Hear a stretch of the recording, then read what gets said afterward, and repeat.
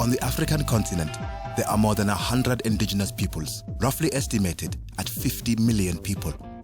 They are hunter-gatherers and pastoralists with strong traditional cultures, and they are closely connected to their land. Across the continent, indigenous peoples share extremely difficult living conditions and are victims of human rights violations. For the last decade, the African Commission on Human and People's Rights has taken action to change the situation. We could rather die on our feet than to live on our knees. This is the spirit that guided the long journey for this community in searching for justice and livelihood. Baringo District, Central Kenya. Indigenous people from all over the country are gathering here in large numbers. They are invited by the Endoroi people to celebrate a victory. We felt now we are new again as community.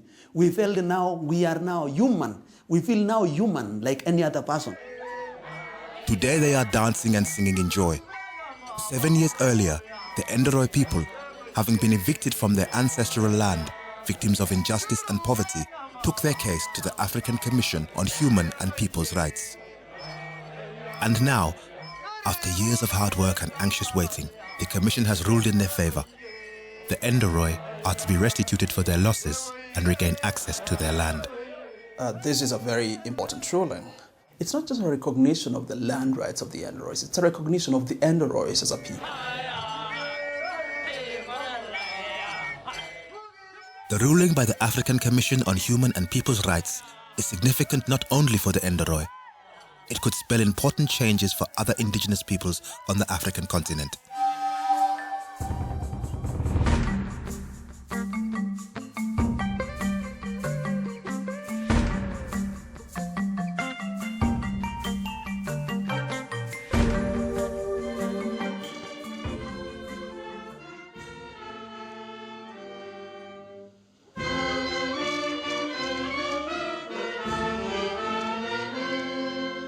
Banjul, the Gambia, delegates of the African Commission on Human and People's Rights are assembled for the opening of the biennial meeting of the Commission. Je souhaite à tous et à chacun une très bonne session et que nos débats. The African Commission on Human and People's Rights was established in 1986. On the basis of the African Charter on Human and People's Rights, its task is to promote and protect human rights across the African continent. Among the issues to which the Commission is paying special attention is the plight of indigenous peoples.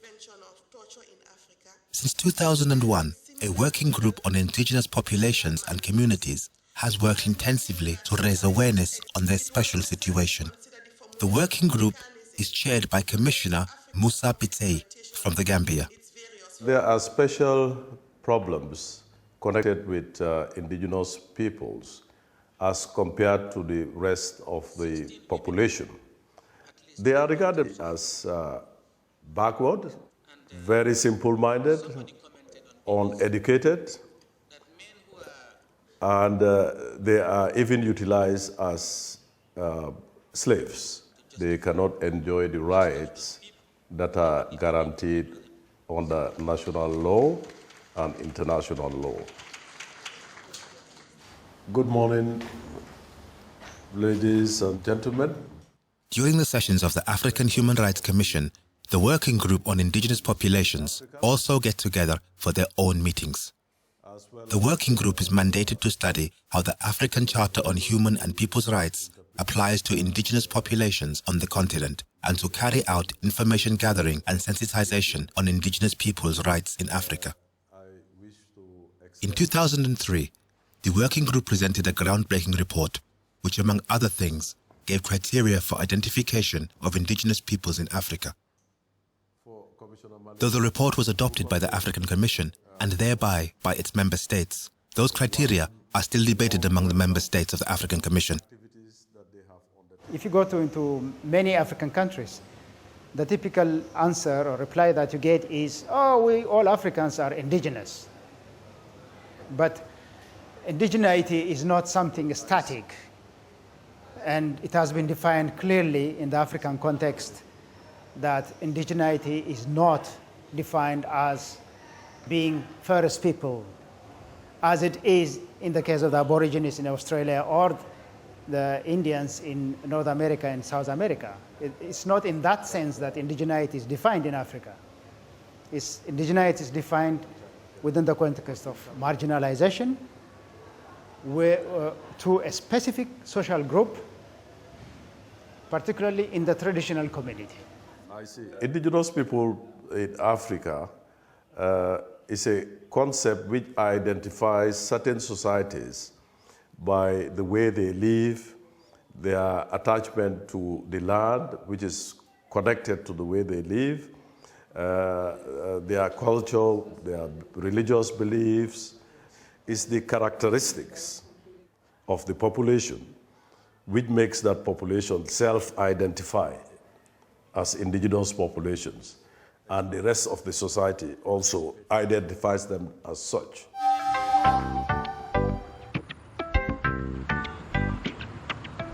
In the bustling streets of the Cameroonian capital, Yaoundé, there are hardly any traces of indigenous peoples inhabiting the country. Nevertheless, approximately 1.5 of the 19 million Cameroonians defines themselves as indigenous. Most of them live lives very different from life in the big cities.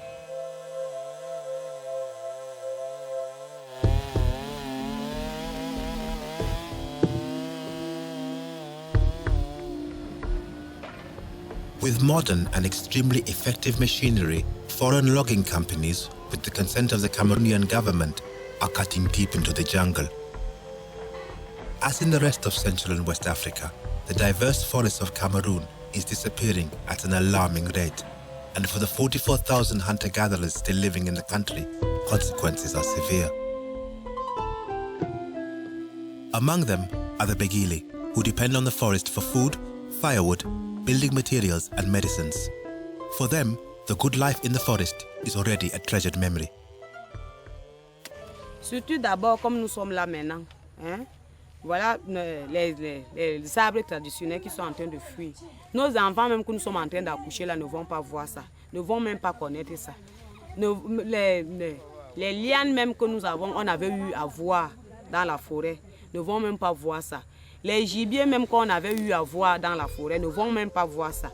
Donc ça nous dérange dans le cœur que nos enfants eux-mêmes, ils n'auront pas la même vie que nous avons eu à mener avant.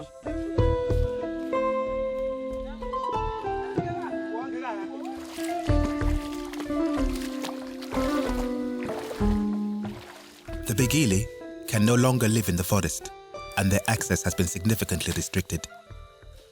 Le problème dans la communauté, le problème le plus grave, c'est d'abord le problème foncier. Parce que lorsque nous étions en forêt, on n'avait pas de problème. La forêt, on sait que la forêt, nous sommes libres de mener nos activités librement. On fait la chasse, on fait la pêche, on fait la cueillette, on fait la collecte, on fait tout. On pêche même dans les rivières sans que personne n'arrive pour nous dire qu'ici, là, il y a des limites. Il ne faut pas déborder. As the economic interest in the forest increases and new stakeholders take over, the Bagyeli are slowly being squeezed out of their ancestral land. Though the Cameroonian constitution, as one of the few in Africa, does recognize the existence of indigenous peoples, this recognition does not show in the country's legal system. The relation to land and livelihood system of the Bagyeli and other indigenous peoples is not taken into consideration. Le principal problème des peuples autochtones des forêts du Cameroun, c'est l'absence de reconnaissance officielle comme groupe ayant un mode de vie distinct. Et cela se traduit dans les textes de loi en vigueur. Par exemple, dans la loi foncière, il est clairement mentionné que pour avoir accès à la propriété, il faut au préalable l'avoir mis en valeur. Et la mise en valeur suppose qu'on construise une maison ou qu'on mène des activités agricoles, qu'on fasse des champs. Et ces pratiques-là ne sont pas conformes au mode de vie des Bagyeli ou Baka ou Bakola, qui en général mènent des activités qui ne laissent pas de marque sur l'espace, par exemple la cueillette, la chasse et d'autres activités de ce genre. On the small patches of forest to which the Bagyeli still have access, they are able to uphold some hunting and gathering activities, but the yield is getting scarce. C'est le gouvernement qui nous a fait sortir de la forêt. on vit seulement de la chasse et de la cueillette. Mais aujourd'hui, alors que nous sommes sortis de la brousse, nous n'avions plus cette opportunité de mener nos activités. On sera obligé maintenant de s'adapter à l'agriculture petit à petit.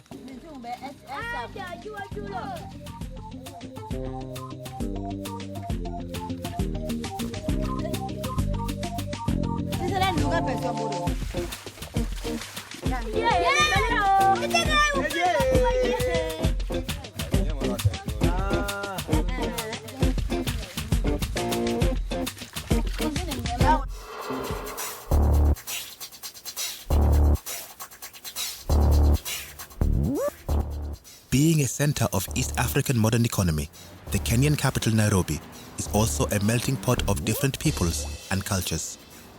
The 40 million Kenyans speak no less than 62 different languages. Kenya is home to more than 20 different indigenous peoples. One of these being the Endoroi.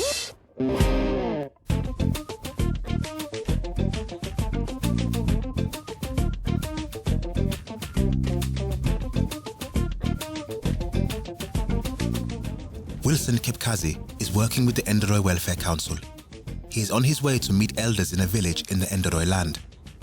They are going to discuss the implementation of a ruling by the African Commission on Human and People's Rights. People have high hopes of getting back the land, and probably the management of the said Lake Bogoria became reserve, which will come back to the people. And people believe as a result of that, definitely their lives will change forever.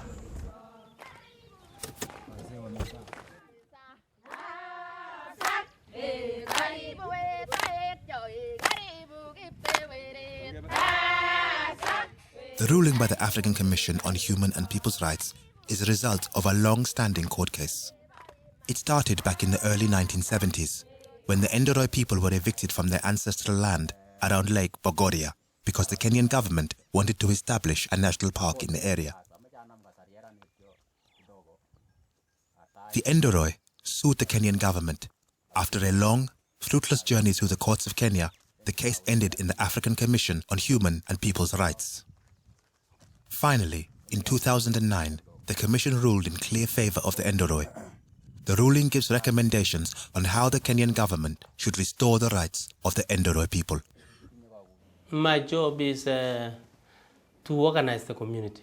Suppose the government gives back the land to the community, we should be prepared from the ground. The moment we have any development, we pass information, and they are progressively following the progress of the case and the implementation.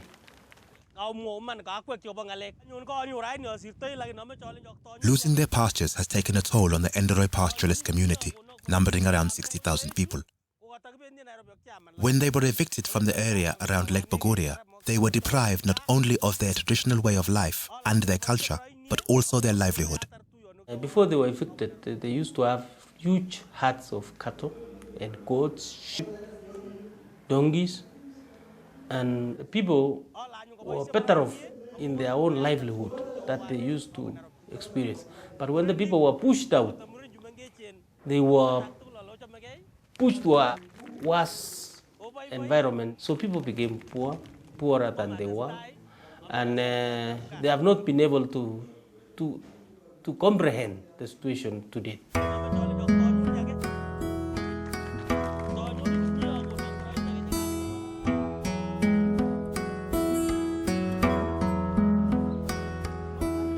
In Tanzania and Kenya. At the biannual meetings of the Working Group on Indigenous Populations and Communities, the members share information on each of their areas of responsibility and plan their future activities. Between meetings, the group members regularly undertake country visits to have discussions with governments and other stakeholders and to investigate the situation of indigenous peoples on the ground. The group members also organize sensitization seminars for indigenous and government representatives. They carry out research in collaboration with relevant international and African organizations and universities, and the findings are published in reports.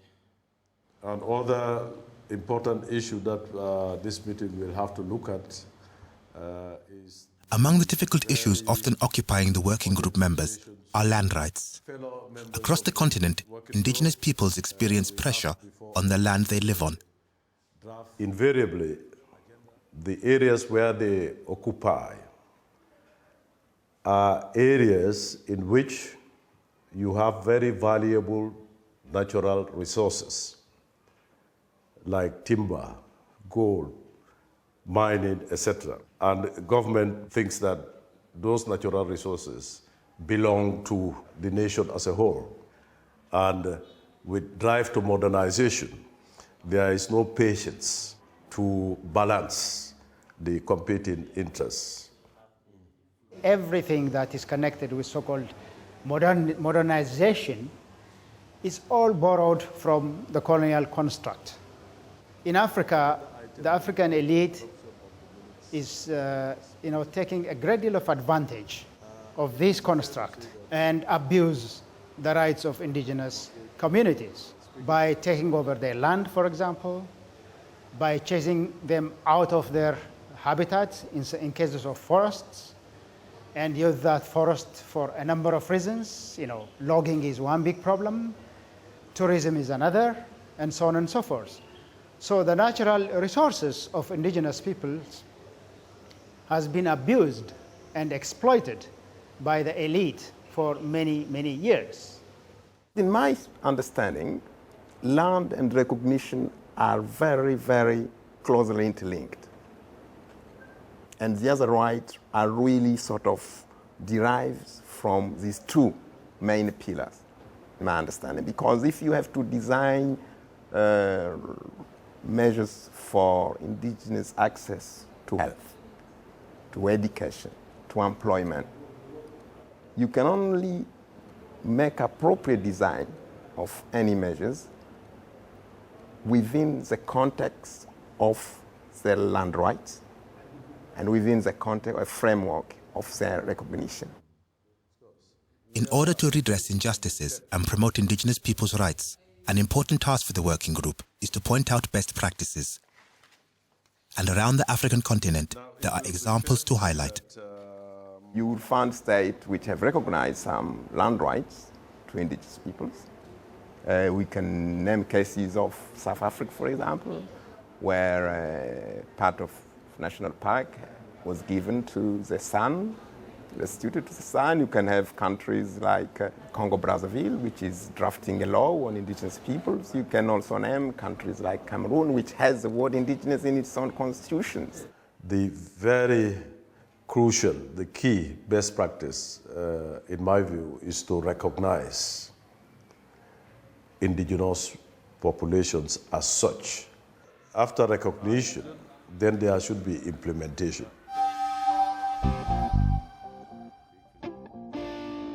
Some 250 kilometers northwest of the Kenyan capital, Nairobi, the road from Nakuru, leading westward, tells a dramatic story. Kilometer after kilometer, a huge mountainous and moist indigenous forest has made way for thousands of new settlers, farming small plots. Big-scale industrialized agriculture has also found its way into the area.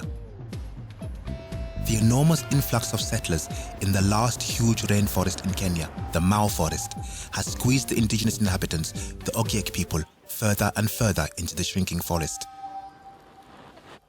The Ogiek, a hunter-gatherer group, estimated to be approximately 20,000 people, solely depend on the forest for food, medicine, shelter, and preservation of their culture. So Ogiek ko setimto ko yuwa guri yenyua.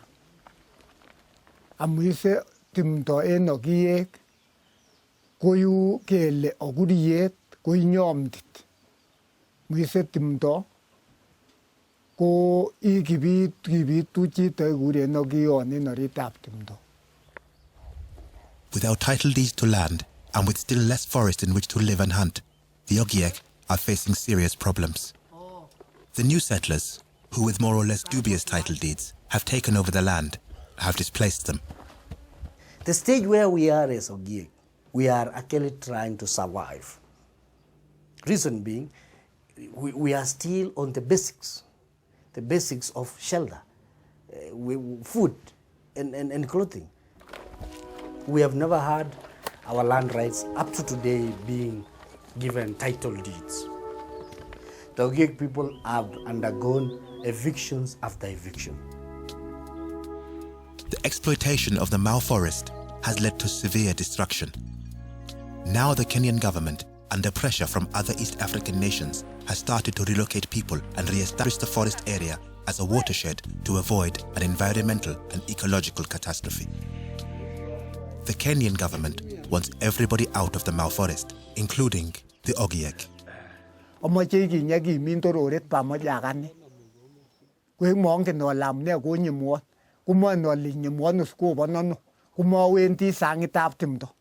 The government treats everybody now within the Mau as an encroacher, as a trespasser, as a squatter who needs to be removed at the fastest way possible, and if not on their consent, by force. Because the government says, and you can understand that, the government says that, that the forest has been depleted, and that has serious ramifications, to the environment of the entire country. So the Ogiek are caught within that larger struggle. Since the settlements in the Mau forest area began back in the early 1980s, the Ogiek have tried to fight their case in the courts of Kenya, but so far with no luck. Now the Ogiek have joined forces with the young Nairobi-based lawyer Korir Singoi, who was part of the team that won the case for the Endoroi. What we want to do is to bring the Ogiek together. We think that is the most fundamental issue. We want to work with the community to develop, to organize the community. In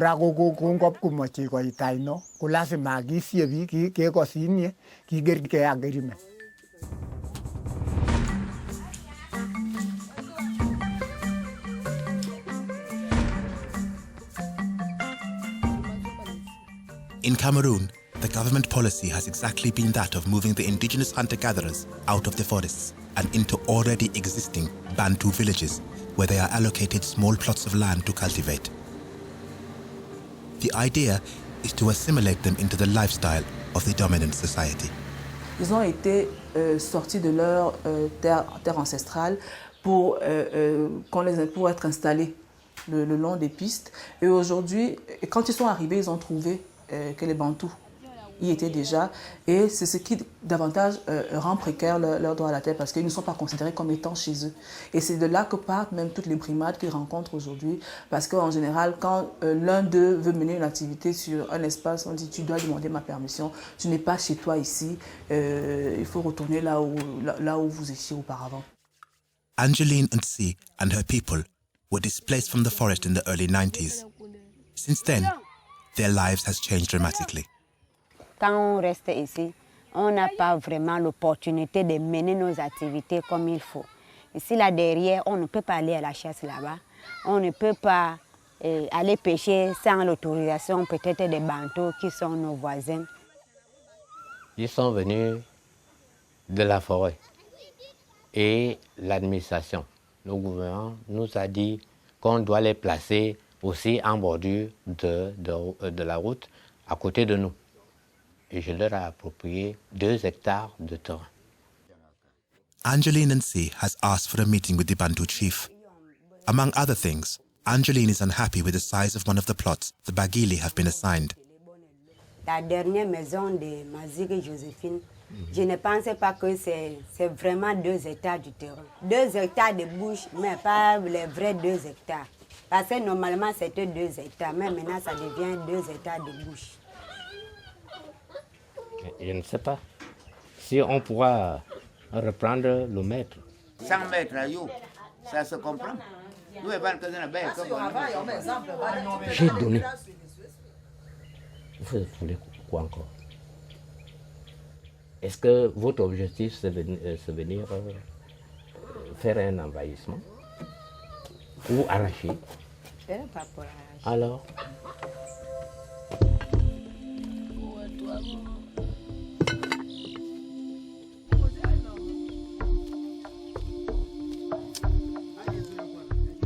The Displaced hunter-gatherers, like the Bagyeli, still rely on the food they can find in the forest.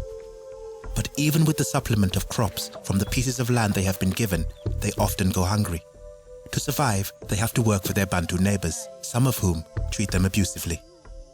Ils les utilisent dans leurs champs. Au quotidien, ils vont mener des activités et ils sont très mal payés. Très souvent, une journée de travail est récompensée par un sachet de kitoko, c'est du whisky local, ou alors par rien du tout, des vêtements usés. Donc on ne peut pas dire que les relations entre Bantu et Bagyeli soient équilibrées. C'est comme une relation justement de maître à esclave, parce que s'il faut tout le temps rendre compte à quelqu'un de ce qu'on a eu à faire, s'il faut qu'on ait l'autorisation d'une personne pour aller discuter avec une autre, ça montre clairement que ces personnes-là ne sont pas libres. Ils ne sont pas des esclaves. Hein? Ce sont les êtres humains qu'on a pu prendre à leur apprendre à faire comme nous. Ils ne sont pas forcés.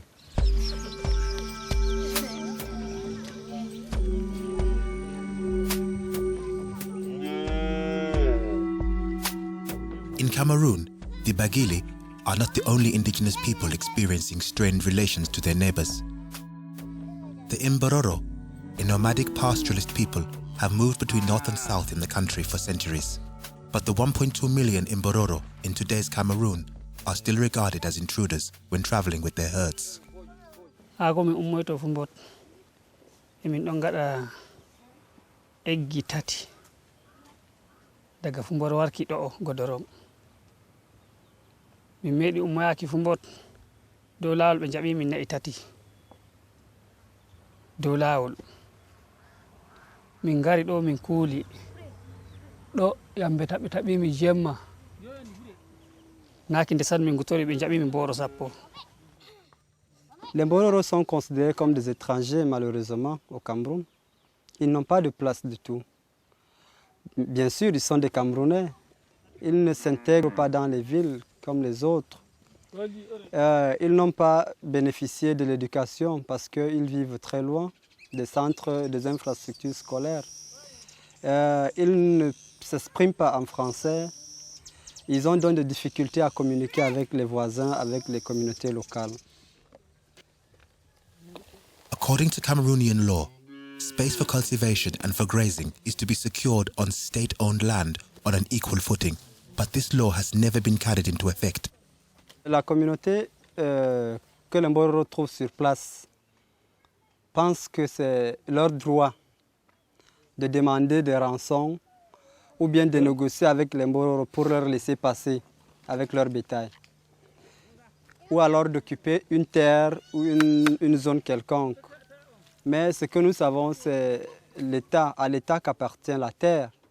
Ça n'appartient pas aux populations quelconques. Donc, je me dis, la communauté locale ignore également les textes du pays. C'est pourquoi ils se disent que c'est à eux qu'appartient la terre.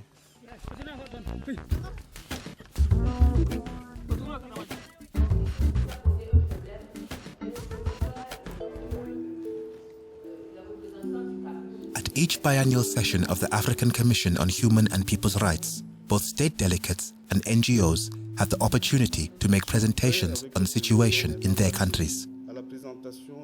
In addition to this, member countries are required to regularly put forward a comprehensive country report on their adherence to the African Human Rights Charter.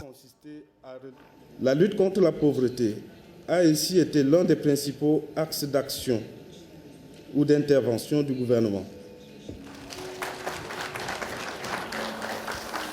After the presentations, the 11 commissioners asked questions relating to each of their specific areas of responsibility. Thank you, Madam Chair. Does the government of the Republic of Cameroon have any intention or plan to recognize and legislate on the rights of indigenous populations? A starting point for questions asked on the situation of indigenous peoples is the African Charter on Human and People's Rights and the UN Declaration on the Rights of Indigenous Peoples. Though a great majority of African states adopted this declaration, many are still reluctant to adhere to its content.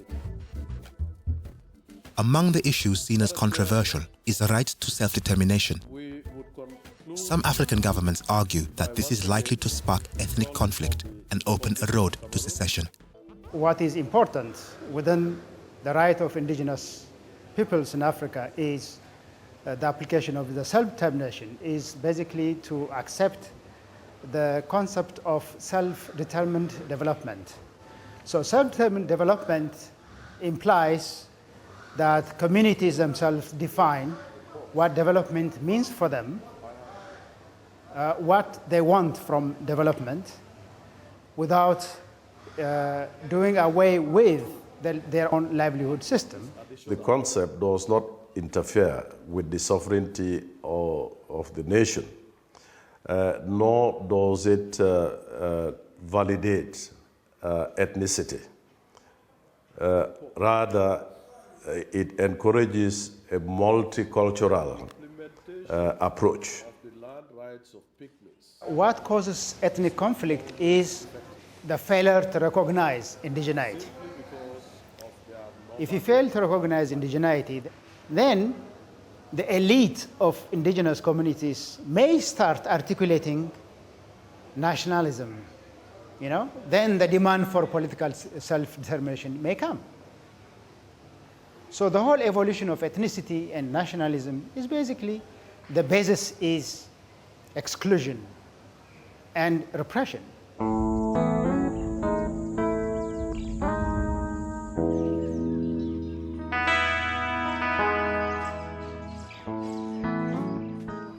In the almost 40 years that have elapsed since the eviction of the Endoroi from Lake Bagyeli, they have transformed from proud pastoralists to a poor people scattered on dry and unfertile land in the vicinity of Lake Bagyeli National Park.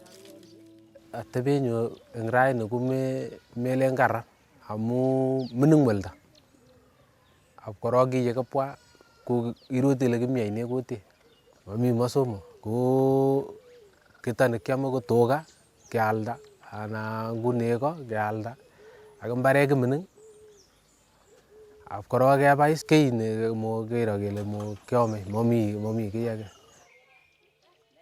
The greatest obstacles that we have is meeting the daily life food. The cost of school is another problem. The living conditions are terrible. The other thing is this literacy factor is a major hindrance to development. The government never put any facility to improve on education. The government has really neglected the community.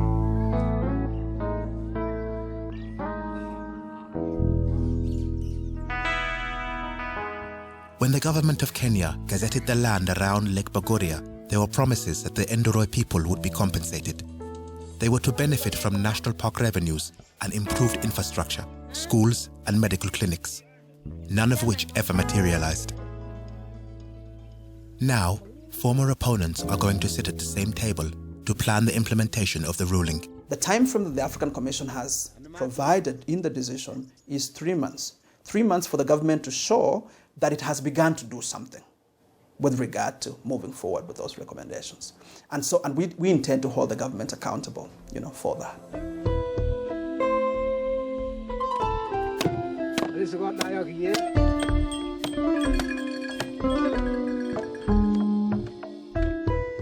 Ogiek means caretaker of all plants and animals. And the Ogiek, who originate from the Mau forest, hope they can be allowed to stay when the Kenyan government continues its efforts to save the forest.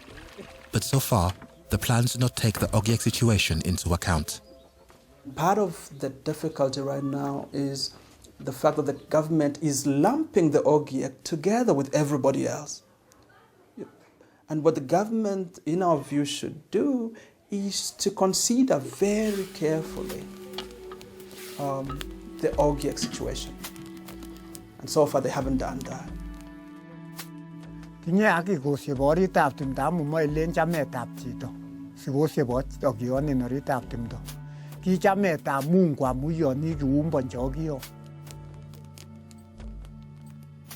impetuous public debate, the numerous stakeholders, and the various suggested plans for the restoration of the Mau Forest complex have created deep frustration among the Ogiek.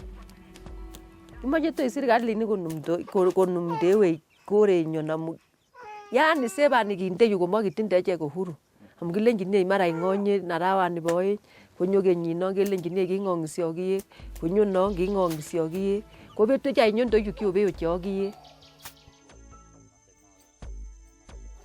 The Ogiek have knowledge, they have understanding, they have traditional structures that the government can draw on in order to conserve the Mau. But the government isn't doing that.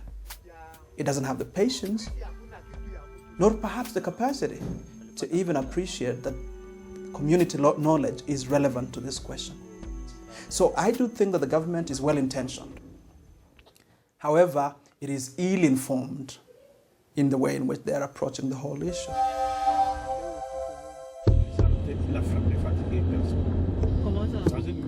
Nadine Mbala is on her way to visit the Bagyeli community living surrounded by soccer palm, one of the largest plantations for the extraction of palm oil in Cameroon. The forest in the area has been cut down to make way for the monoculture crop, without asking or even informing the indigenous communities who have lived there for generations. Pour manger maintenant, c'est difficile. Dans les petits endroits que nous faisons, même les champs, on n'a même plus.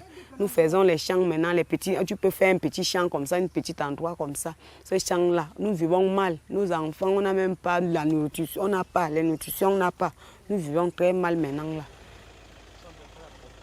Part of Nadine Mbala's job as project coordinator at the Center for Environment and Development in Cameroon is to promote indigenous people's rights. Today, she collects data from the Bagyeli as they have never been registered as official citizens of Cameroon. Je prends les noms de la communauté, des membres de la communauté en fait, pour essayer pour faire le recensement. Parce que la plupart du temps, on se rend compte qu'ils ne savent même pas combien ils sont. Donc pour moi, c'était un moyen de détourner déjà de savoir qui est membre de la communauté. Mais aussi parce qu'ils ont droit, comme tout le monde, à avoir des pièces officielles. The fact that they are not in possession of official documents like birth certificates and ID cards means the Bagyeli are left out of the society in which they live. And without documents, people from the Bagyeli community have not been able to claim compensation from Sokopam. Depuis que la Sokopam nous a trouvés ici, qu'il nous a trouvés comme nous sommes ici, on a déjà mis du temps ici, beaucoup des années, nous sommes ici, nos arrière-parents sont morts ici. Nous sommes déjà de longtemps. Comme ils ne font que continuer pour prendre leur forêt là, zéro, ils ne nous ont même pas donné quelque chose, zéro. Il est important d'avoir des pièces officielles parce que celles-ci confèrent la citoyenneté à tout individu. Et aussi, elles peuvent permettre de réclamer ce qui est dû à une personne au cas où elle est lésée dans ses droits.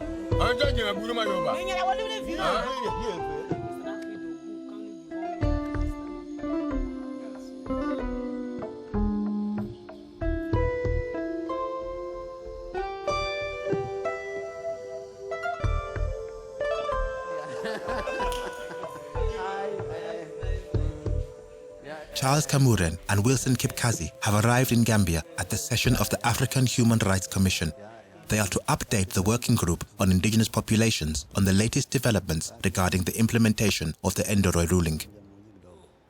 They also want to seek support for the challenges ahead. This is a very important body that we channel our issues. And when we are channeling our issues to them, it's like we are channeling our issues to African Commission and as well as AU. So this working group is really very important and it's very relevant to us. Reception of indigenous representatives serves as an important source of information to the members of the working group on indigenous populations. The community Endoroi in Kenya did receive the ruling from African Commission with a lot of joy. The Endoroi's case is likely to be a best practice in Africa. And it's a fruit of something which is taking place on the continent. The significance of the African Commission's ruling on the Endoroi's question is enormous. And now it seems that many indigenous organizations are encouraged to take their case to the African Commission. So it has raised enthusiasm. I can only see it going further because this is a decision, after all, of the African Commission on Human and People's Rights, which, legally speaking, is the legal advisor to the AU on human rights issues. Positive trends towards recognizing indigenous rights in Africa may also open up for discussions among the indigenous peoples themselves. Less pressure from the outside will stress the obligation to look into the human rights situation within their communities. They still don't see the internal dynamics, their own internal problems, such as exclusion of women, violence against women, sometimes violence against children. But once you have recognition, then that resolves the ground to look into their own internal dynamics.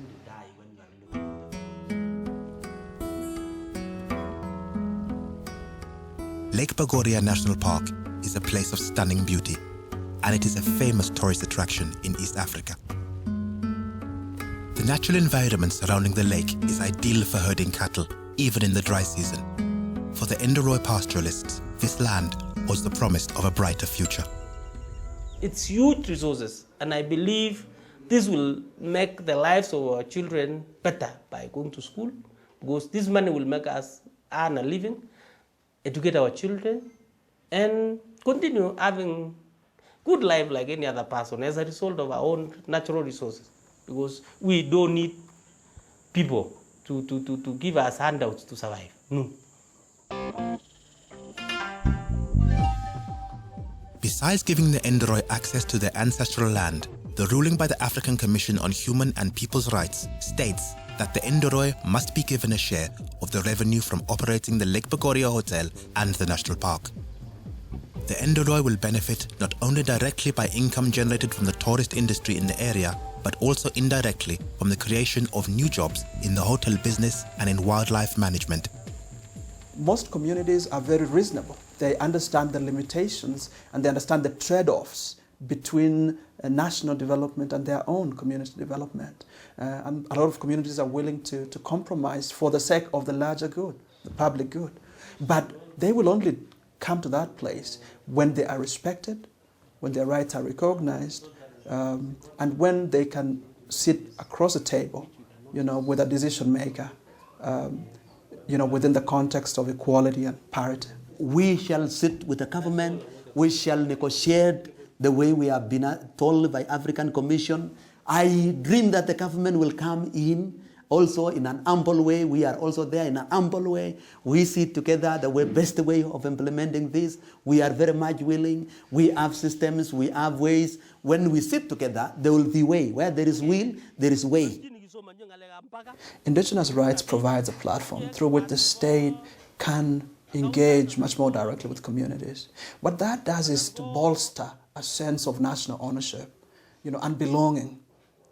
And apart from that, contributing towards addressing conflict, it really goes a long way towards, invigorating people to contribute towards building their own country.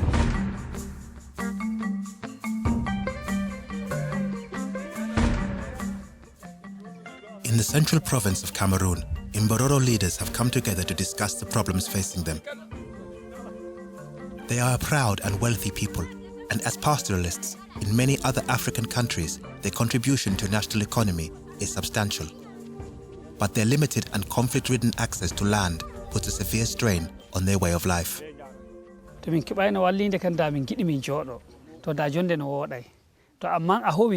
Hande ɗo jango mo waɗa ngesa ɗo mburtina kwagol kowa mo fuɗita mo waɗa kaɗa ay mo honima. The Mbororo call for an implementation of land laws designating land as grazing zones. In the northeast region of the country, they successfully joined a government commission negotiating rules for the use of land. They wish this kind of cooperation to be copied in the rest of the country. To them, the negotiations are an important recognition of their existence.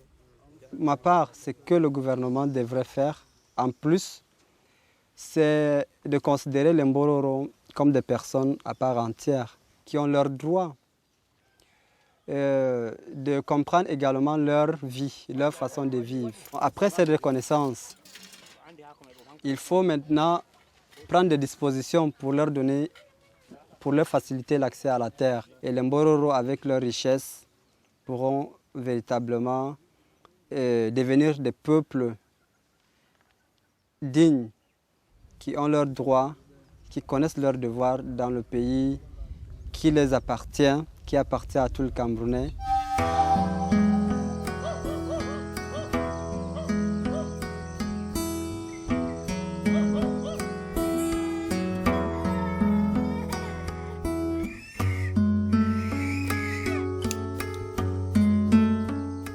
A new day is dawning in Angeline and C's village on the edge of the forest. The families are slowly starting up daily activities.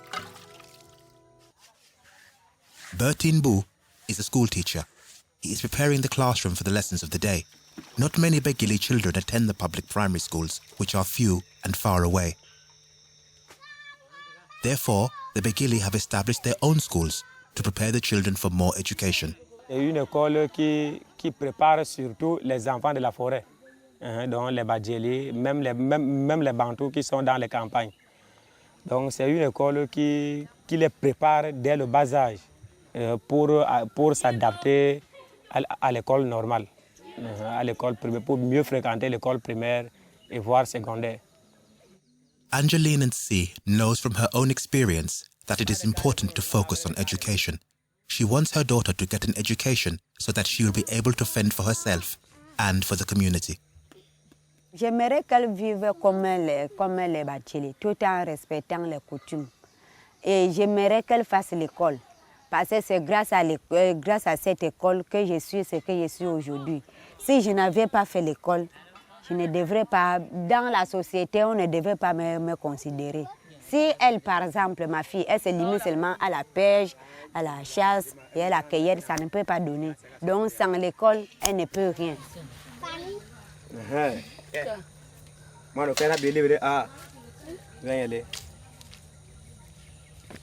je montre. Je montre A. Je montre A. La bonne avis, voilà, nano. Je montre A. Je montre A. Bon, il m'a croisé. Encore une fois.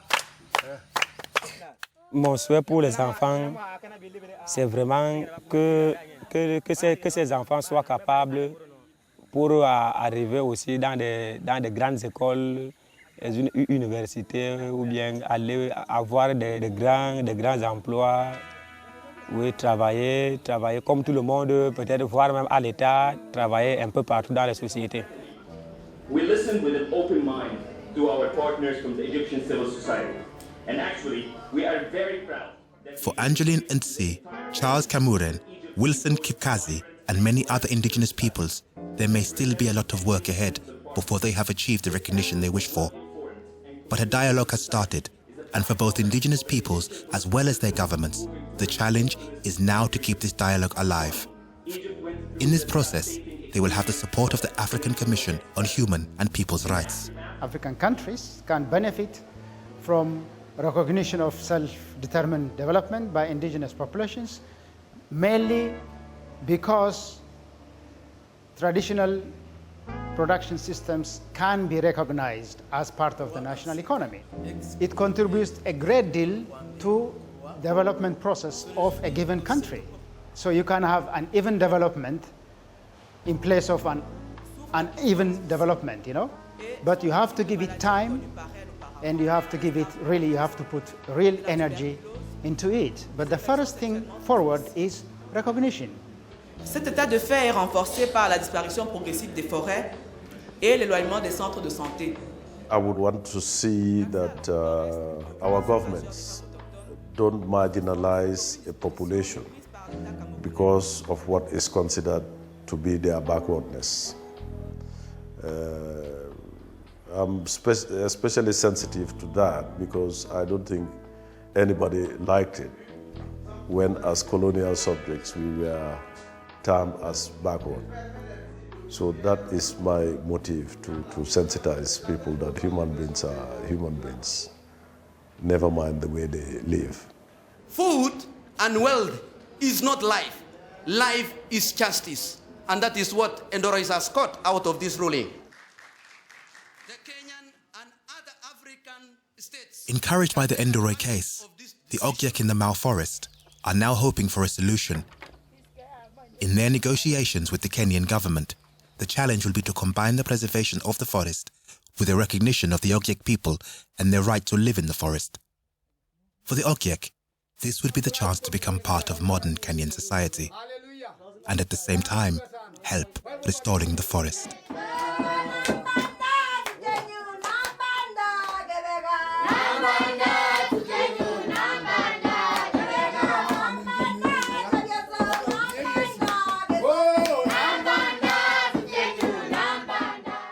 African governments, African countries are changing.